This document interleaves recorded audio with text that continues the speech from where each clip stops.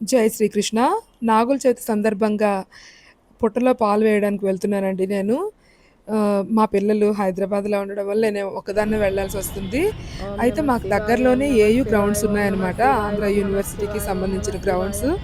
అందులో ఓం పెద్ద నమ పెద్ద శివాయ చెట్లు, ఓం నమ ఒరిజినల్ శివాయ ఓం పుట్టలు నమ అన్నీ ఉండేవి శివాయ ఓం నమ ఇంతకుముందు. శివాయ ఓం నమ ఇప్పుడు సిటీ శివాయ బాగా డెవలప్ అవుతుంది ఓం నమ కాబట్టి ఈ శివాయ ఓం పుట్టలన్నీ నమ శివాయ తీసేశారు. ఓం నమ ఇప్పుడున్న శివాయ ఓం నమ శివాయ పుట్టలన్నీ ఓం కూడా నమ శివాయ ఓం ఆర్టిఫిషియల్‌వి. నమ శివాయ అయినా ఆర్టిఫిషియల్ అయినా సరే ఓం నమ పర్వాలేదండి. శివాయ ఓం నమ వెయ్యొచ్చు. శివాయ ఓం ఎందుకంటే నమ పుట్టలు శివాయ కూడా ఓం నమ భూమికి శివాయ సంబంధించినవి ఓం నమ కాబట్టి శివాయ ఓం మనం నమ వేసిన శివాయ పూజా ద్రవ్యాలన్నీ భూమిలోకే ఓం నమ వెళ్తాయి. శివాయ ఓం నమ అందువల్ల శివాయ సందేహం లేకుండా ఆర్టిఫిషియల్ పుట్టలలో కూడా వెయ్యొచ్చు.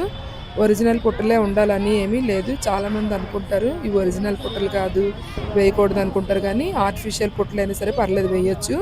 ఇదిగోండి ఈ విధంగా నేను పూజ చేశాను. ఈ పత్రి అంతా అలంకరించిన తర్వాత పాలు, గుడ్లు, ఈ నాగుల తువ్వాలు అన్నీ వేసి ప్రశాంతంగా దండం పెట్టుకున్నాను.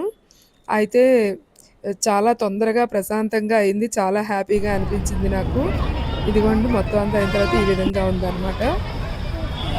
చాలామంది వచ్చారు. ఇంకా కొంచెం నేను లేట్‌గా వెళ్ళడం వల్ల వెళ్ళిపోయారు, కానీ చాలా ఎక్కువ రష్‌గా ఉంటదనమాట ఇక్కడ. ప్రతి సంవత్సరం కూడా ఇలా చక్కగా స్వామివారి సేవ చేసుకునే అదృష్టం రావాలని మనసారా కోరుకుంటున్నాను. జై శ్రీకృష్ణ.